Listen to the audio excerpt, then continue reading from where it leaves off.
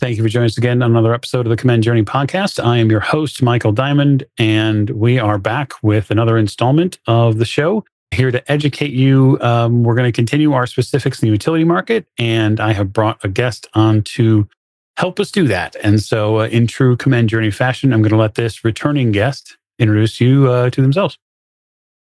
Thanks, Mike. Yeah, hi, I'm Tony Babicz. I'm the Director of Sales here at Command Americas. And Mike, thanks for having me back. And I look forward to the conversation.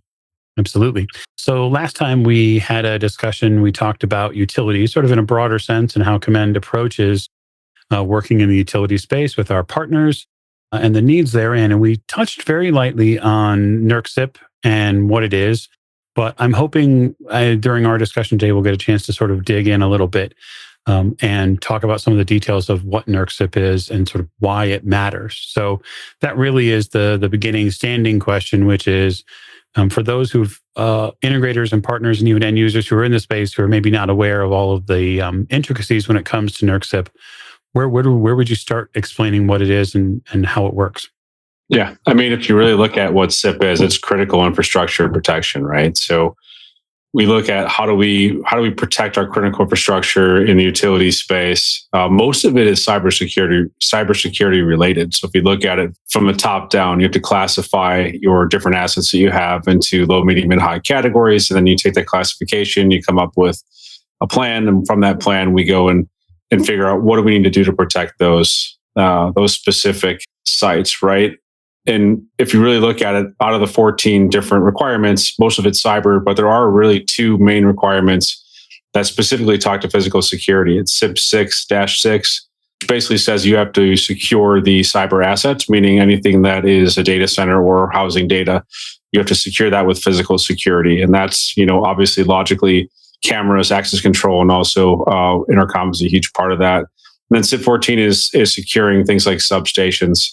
So that's a physical security requirement that happened from the MedCap incident back in the early 2000s or right around 2011, 2012. Can't remember the exact date, out in California. Okay. So in those broad terms, when we talk about not only the building, but the substations, there's an awful lot that goes into the security profile of a building. And so when they talk about assets, not just the data centers, are they also talking about technically the building, offices within, et cetera? That they encompass everything? If somehow anything within those facilities can be compromised to possibly affect the public, it is considered to be inside the NERC CIP realm. So there's a portion of a utility that would not fall under NERC CIP and a portion that would, right? So typically something like a corporate office won't, but anywhere that's generating or transmitting power, that if it is damaged or attacked, could possibly cause any harm is under the NERC CIP requirement. Okay, so because it's a requirement, we also know that there are going to be guidelines to what needs to be done. And then also we know that there are potentially penalties. I wonder if you could speak to what happens if they're found in violation or if there's an issue. Where's the stick amongst all of this? What happens? Yeah, I mean, in reality, there are guidelines, right, that they would have to adhere to, right? And they have to document and they have to audit themselves, which is then eventually audited by an auditor to be able to prove that based upon these guidelines, they're doing everything they can to keep the critical infrastructure safe, right? And if they're in breach of any of those, meaning like CIP 6 is basically, there's a portion of it that really talks about, and the guideline talks about unauthorized access. You're not allowed to give unauthorized access to people that shouldn't be there, that haven't been pre-vetted and authorized. And if there is an event that does happen, it is up to $1 million fine for every incident and every day that it goes on, right? So it's something that needs to be paid attention to. It's something where, if you're going to install technology and you're going to have it at that site, you want to make sure that technology is also cybersecure as well, too, right? So you're talking about both physical and cybersecurity in the same realm. And if you're going to be putting these measures in place or countermeasures in place, you want to make sure that they're pretty well foolproof, because yes, it could lead to a massive fine, and we've seen fines up to $1 million for certain security incidents for unauthorized access. Yeah, I don't think anybody wants $1 million fine. Okay, so I guess the next follow-up question is we see customers and partners that work in this space. How do we arm those uh, with the proper products and the proper information on how to act on what they need, especially if we're going into situations where, let's say, an electrical group is analyzing their overall profile and they're realizing that the substations and the main generating station that they've been using for several decades really hasn't been touched or upgraded in some time. What does Commend bring to the table to do what they need? Yeah, I mean, you kind of have to look at, especially if we're talking about NERC CIP requirements, right? I mean, we can talk about the upgrade of the critical infrastructure and the other security infrastructure. There's a couple different things, right? So at least on the NERC CIP side, we look at using technology or using audio to assist in an unauthorized access to be able to respond to an incident immediately. So they may have an access control system in place already that may be pretty old, but still somehow interfaces with the audio system or being commanded the intercom system, so that when you have certain events within those areas, we can respond to them immediately, right? So typically door forced open or unauthorized access or somebody that tries to enter that's not supposed to, we'll make a call right away and catch that person in the act and get to them pretty quickly. People prop open doors all the time. So they hold the doors open. There's certain rules. We want to close those doors in a certain amount of time, right? So I think those are pieces that we can use audio and visual signage to help mitigate those problems. And then really looking at one of the biggest events that's hard to really capture is tailgating. So that's when somebody follows somebody else into a door. There's not necessarily a polite etiquette in these spaces, right? Usually you hold doors open for people, but in these spaces, you're not allowed to, right? So you go to the door, you close it, the next person comes in. And if for whatever reason, usually by accident, we usually see it by accident, somebody comes in the door behind them and they just weren't thinking, at that point, or they're a visitor or a contractor.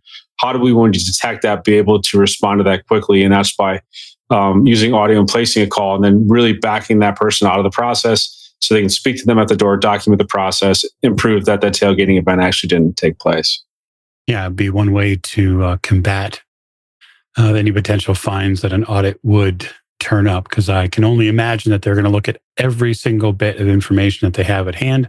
And since the sites are required to collect that information, the opportunity to collect fines is also on the list. So I wonder if we could give the audience a few examples of how Commend might specifically solve these issues in the field, or perhaps without naming in detail names, how we have done it already in the field. Yeah, so similar to what I just mentioned, we do have customers using the audio at the door to help mitigate some of these situations in an access control. We start moving out into like the CIP 14 world, where we're looking at substations and the infrastructure that's built out there.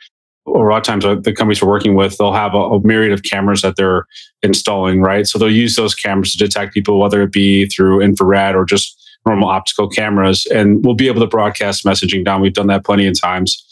From an automated perspective, to see if we can get somebody to move out of the area, right? So we don't create some sort of emergency alarm or event.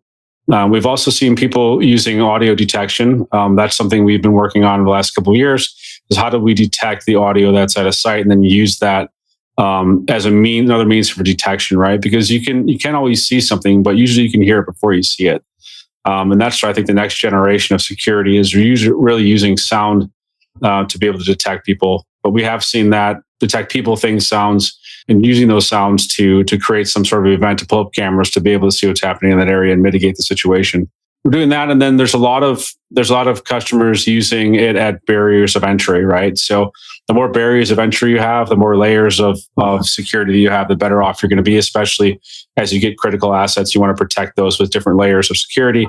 And that being said, we look at not only the security side of it, but how do you create a workflow either at a door or at a vehicle gate, so that if the situation changes, the system can change with it, right? So one of the newer rules within the NERC CIP environment, if a substation in an area is attacked, those other substations in that area should be notified immediately.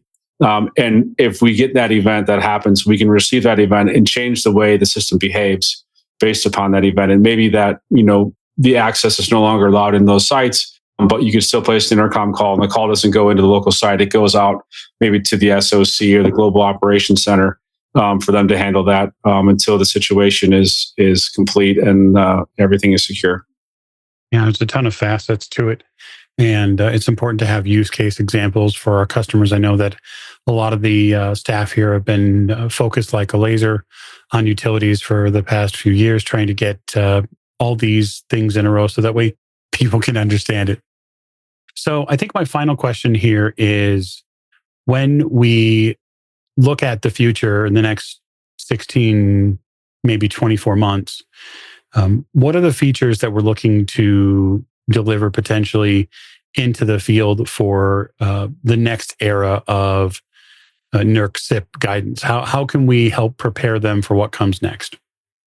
Yeah, I think there's a bunch of different technologies that are exciting, some that we're dabbling with and looking at what solutions can we create. One thing that we're doing, I think that's a little bit different is we now have a touchscreen, right? So that touchscreen can become a kiosk at a door.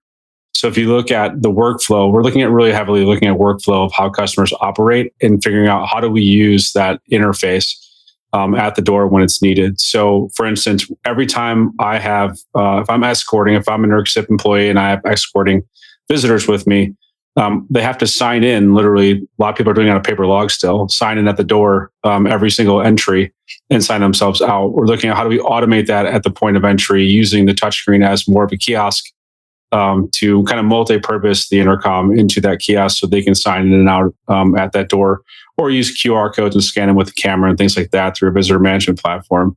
There's that. And then we're looking at technologies like Ivy, which is a conversational AI that we've built.